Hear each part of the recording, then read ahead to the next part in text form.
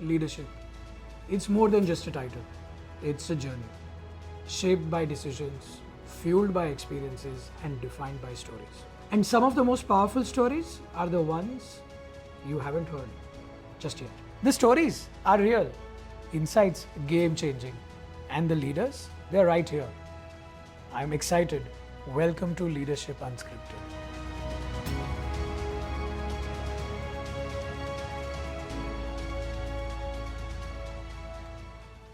Today, we are honored to host Mr. Pralay Mondal. He's esteemed MD and CEO of CSB. He's got a distinguished career, across a range of institutions from Colgate to Wipro to Axis and HDFC Bank. I have known him for many years. Mr. Mondal is a luminary in financial services. His contribution in terms of how he's transformed retail banking in a range of organizations. So thank you, Mr. Mondal, for joining. It's a big pleasure to have you here. Thank you, Pratik, for inviting. Just one clarification, I'm not young anymore, but my mind is young, so I hope I'll be able to connect with the young audience. Absolutely. So let's get it going. So Pralay, if you go back the beginning of your journey and share some of your highlights in early life and the path that you've taken that has sort of made you the leader who you are today. Why don't we sort of kick off from there? Yes, Pratik. So let me first tell you that you have introduced me as a banker, but in a way I'm an accidental banker because when we were coming out of our management institutes, when we were giving the interviews and all that, I was pulling the legs. People I'm from Calcutta, so we're going for Citibank and Greenless. Those are the day one jobs in banking. Right. So we got interviewed in Livers and Colgate. So I got into Colgate as a day one job that time, and we never thought that I will ever join banking. But destiny takes you where it takes. And I must say that whatever I learned in Colgate or then in Wipro, because Wipro that time was Sunrise and we saw the legendary Premji from very close. We were very fortunate to see him because he used to interact with us every quarter, talk about his values, and he had those belief sessions with us and things like that. I mean, they're amazing. And still, I can tell you that the distribution, what we learned in Colgate Palmolive, still probably is 50 years ahead of where banking is today. Interesting. And I used to run the inter-rural distribution and we used to see how we go to the next mile, how do we go to the next. And I used to wonder that I'm driving 3 hours, going and 3 hours coming back to just sell 10 sachet and few toothpaste and some tooth powders.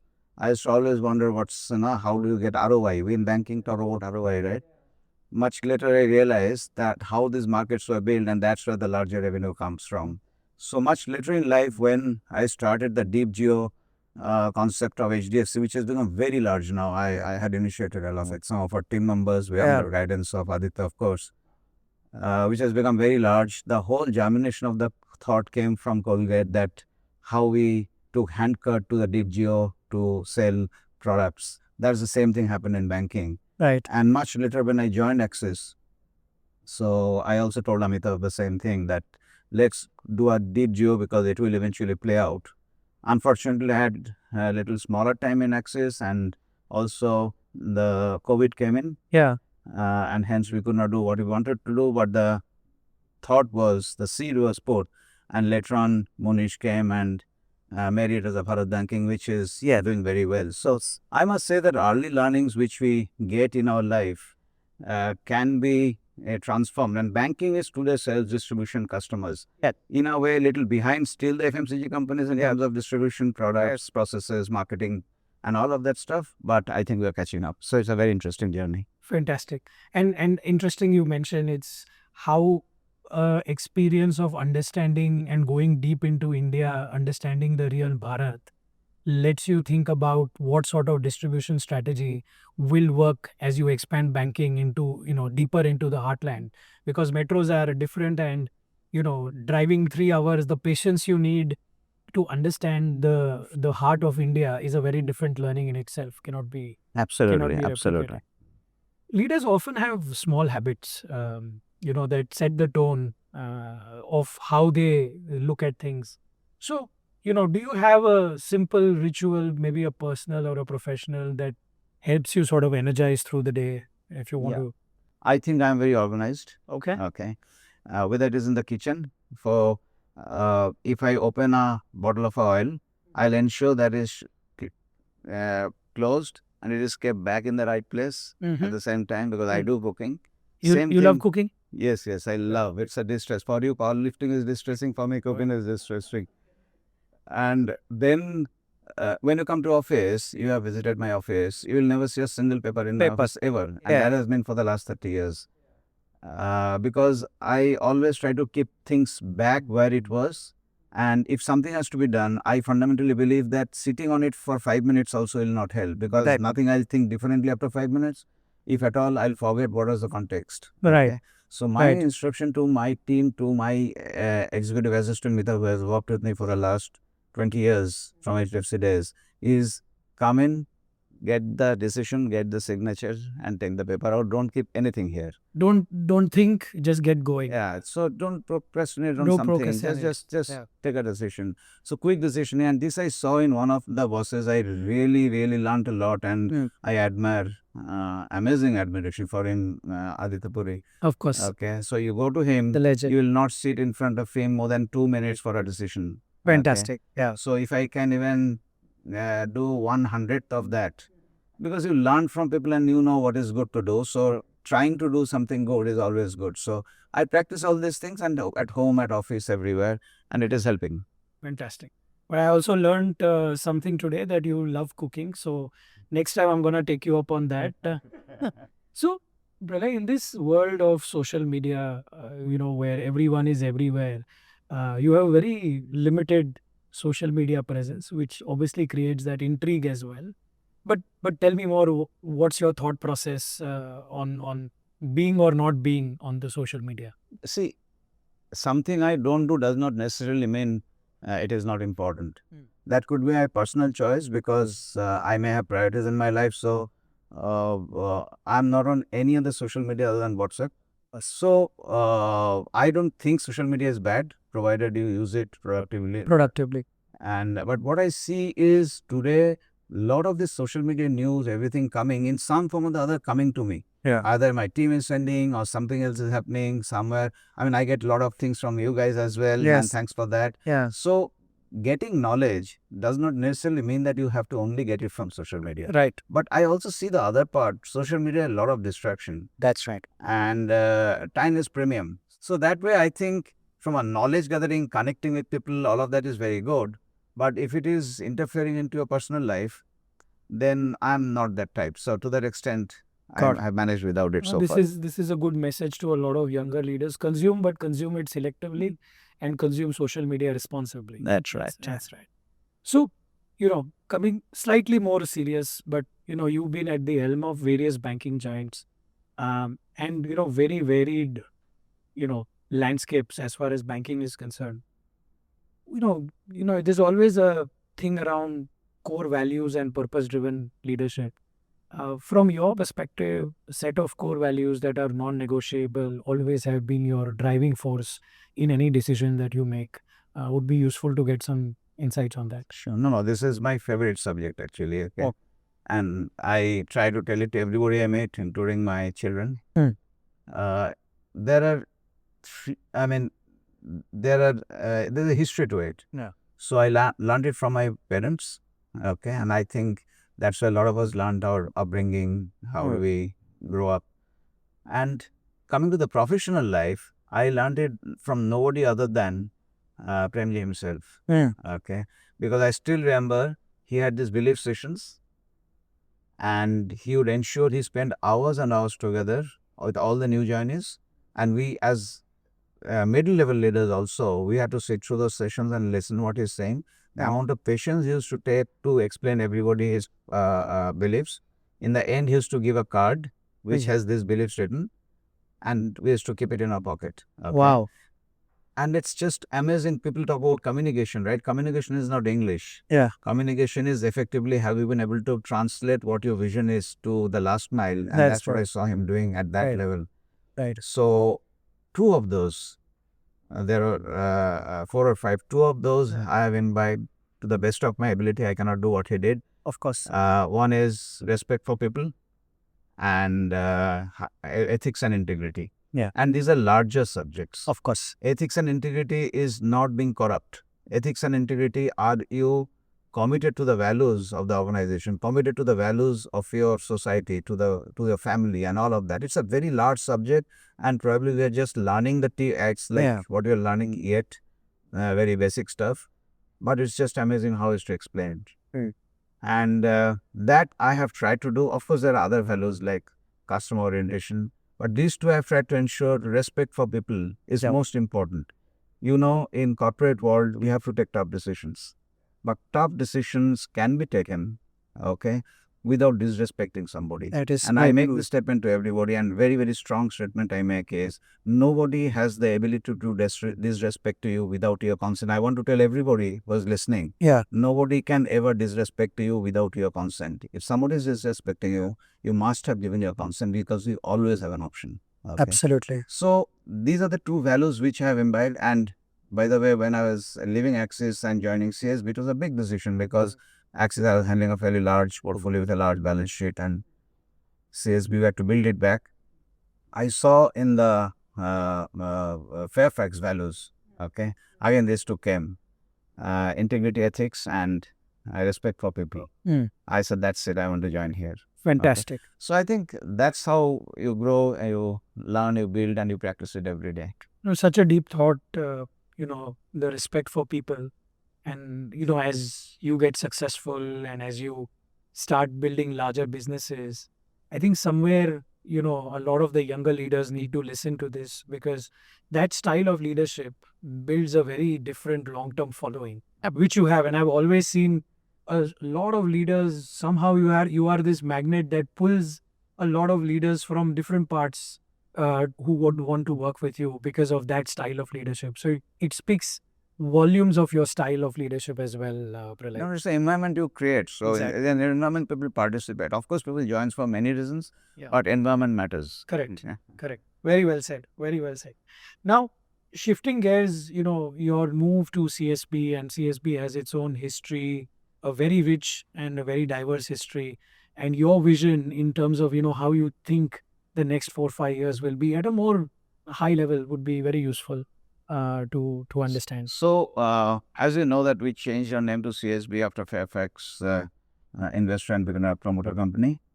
And very recently, we as a team changed the brand logo and what we represent. So there is a tagline which has come in, which we never had, is trusted heritage and smart future. I can show it in my card. Oh, nice. Everything we'll see a trusted heritage and a smart future. Very nice. What it means is that you have to respect what the bank is. Yes.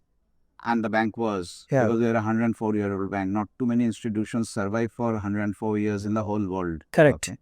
At the same time, you cannot be just a constant. You have to take it forward and participate in the larger ecosystem, because if you are not scaled up, if you are not meaningful, then you are not a part of the larger system. So that's how we build leadership. We are building distribution. We are building products.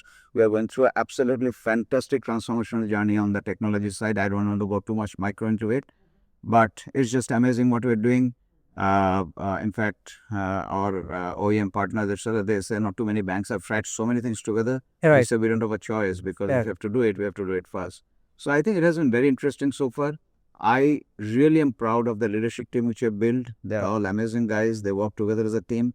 And finally, it's not about individual talents. It's how you come together and do it together. So everybody has a passion to build this bank, and I think we have a bright future. Oh, absolutely. I can see that, your floor and the entire leadership team that sits on the floor. So, going back to the environment that you've created, a whole bunch of young, excited leaders that you built together, there is a big, fantastic story ahead.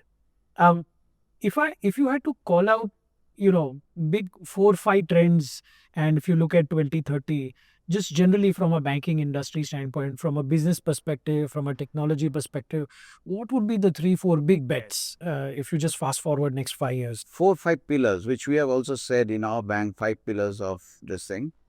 Because if you have to create a long-term story for the country, for the industry, for my bank, Okay, I believe these 5 pillars are very important. One is governance. Okay. The second one is human capital. Yes. The third one is technology. Fourth one is customer orientation, and fifth one is compliance. Fantastic. Now, and there is no first one is more important than the fifth one. Yeah. All are important. Yeah. And I keep saying that this will be with me, this will be beyond me in this organization. And I'm sure that this will be true for most of the financial industry as well. True. Because compliance has become such a large subject. Governance has become such an important subject. And governance is not about a tick on the box exercise. How do you in spirit do it is very important. What is the coming from the top as a vision from the board, from the CEO's office is very important. So I think these are very important to build institutions. And if we do it right, I think India is destined to become a very big powerhouse in the world. And to that extent, there's a significant growth story. So I just want to give one message to the youngsters who are hearing. It's not always just about making quick bucks. Okay. There is something beyond that, that money will come and money will go, fame will come and fame will go. But the contribution, if you make later on, much later on in life, you will sit and say, when you look at your journey, what you did, and you say, I did this, I made a difference here. Okay. Yeah. So look at that also as a journey. And this industry give you that opportunity. Unfortunately, I'm not seeing that kind of a talent come into the banking. What is to happen in the, after 2000 and that range. Because obviously opportunities are huge today. People are going, Multiple instant places. gratification is Yeah, coming, etc. Banking does not give you instant Yeah. gratification. Yeah. But you have a responsibility to do something for the country here. That's true. I would say that there's a large opportunity there. So very important point you mentioned is the responsibility, because if we have to really achieve the vision of Viksit Bharat, the entire banking and the financial services industry will have the massive role to play, and we need that talent in this industry to really shape the way as we look forward. Also, I think the other important point you mentioned is these are all pillars. So one is not, if you really want to build a strong house, each of these pillars have to be equal and equally strong. Absolutely. So, customer orientation without technology will not solve. That's right. And without a governance will not solve a technology problem. So very interesting lessons for a lot of folks to carry forward. You did mention about the Viksit Bharat, you did mention around the vision. But if you had to pick one big trend that you think will sort of redefine banking or transform banking in the next 5 years, what would that be? So, transformation, of course, will always be technology, because banking is becoming more of a technology company today, because customers would expect everything on the go. Decision making has to be fast and informed decision making. So how do you have a reiterative process of analytics? What we hear about AI, ML and all of this is nothing but reiteration 1,000,000,000 times more of the same thing, so that you get better decision making, quicker automated processing and all of that stuff. So customers of future will be impatient, want the right decisions, wants everything at the lowest cost. So whoever can give it. Having said that, okay, I must say that technology is a great leveler. Today you are ahead, tomorrow somebody will be ahead of you, depending on it's a race, right? Yes. And eventually it's not an option, you have to do it. Yeah. But finally what will make a difference is your culture of an organization or culture of the industry, that how do you do it the right way and who is doing it. So people element will never go away. Okay, so people remains important, and hence we cannot say that AIML will replace people, because final distinction between A and B will be how we deliver the last mile, which is people. Yeah. No, I really hope everyone sort of pays a lot of attention to what you just said. I think while technology is table stakes, AI, ML and all, Gen AI will all be table stakes. But at the end of the day, it's the culture that will make a differentiated organization. And I think that is sometimes forgotten in the race. So thank you for bringing that up. You mentioned around spending time, and some of the best recesses you do is with friends. Throughout these years, you must have kept in touch with some of your old friends. Tell us about your old connections, and how do you continue to be in touch, or does the work life consume you? And how do you sort of spend time with your No, it's friends? always important to have connections with your friends whom you know for a long time. For me, one friend is at home because my wife was my schoolmate. Oh, Okay. So to that extent, there's a friend at home and we have remained a friend. So I think it starts from home.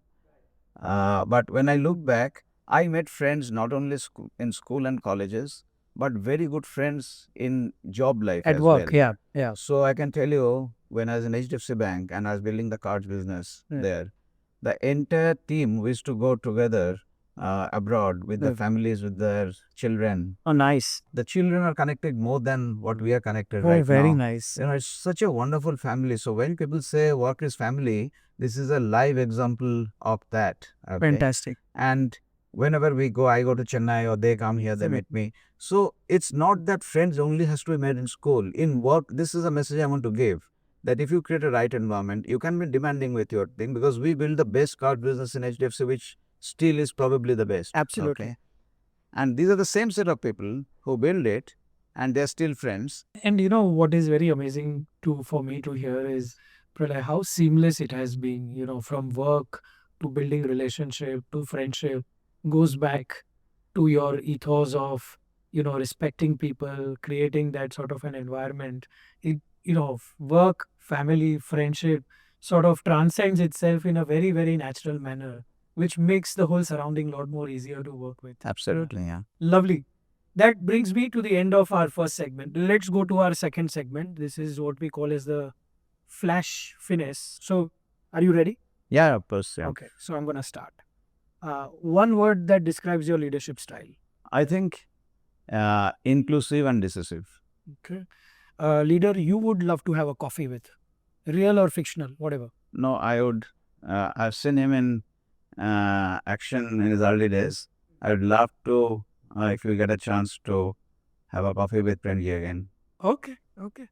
A mistake you are glad you made. I think coming to banking was accidental for me. Okay. But the way it transformed I feel more responsible today in terms of contributing more to what I can. Maybe I would have done better in the commercial sense if I was working in IT or Colgate or somewhere else. Got it. But I feel a lot more satisfied with my contribution. So I'm happy. Commercial sense. If you had to describe your life in a hashtag or a tagline, what would that be? Keep it simple. Keep it simple. Okay.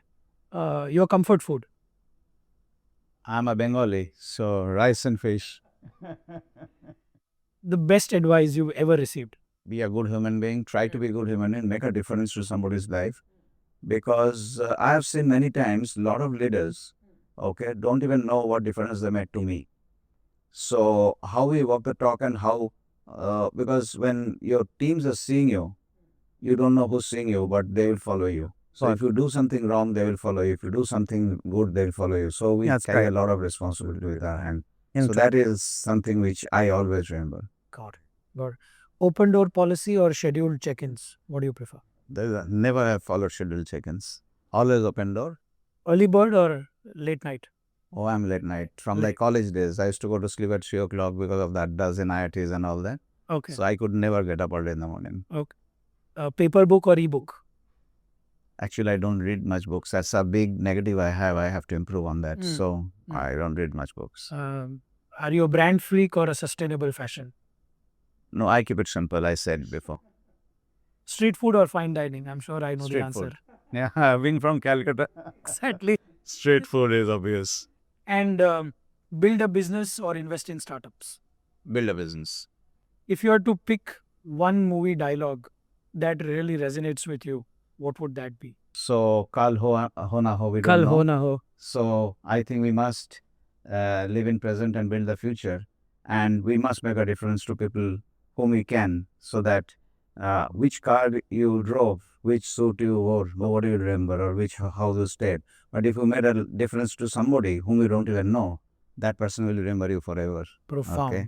So I believe that that's very important. One song that always uplifts your mood, what would that be? हमें तुमसे प्यार कितना ये नहीं जानते मगर जी नहीं सकते तुम्हारे बिना. You are a romantic as well as a passionate human being. This movie Kudrat, हमें तुमसे प्यार कितना हम That's नहीं right. जानते. So that's Kudrat, that's your nature. And thank you so much for giving us a glimpse of a very different side of yours. I thoroughly enjoyed the conversation, and I really appreciate you spending so much time with us. Thank you, Pralay. It's been Thank you, Pratik. fantastic. Thank you, Pratik. I really enjoyed every part of this conversation. Yeah. And of course, and we will be in touch. Thank you. Absolutely. Thank you.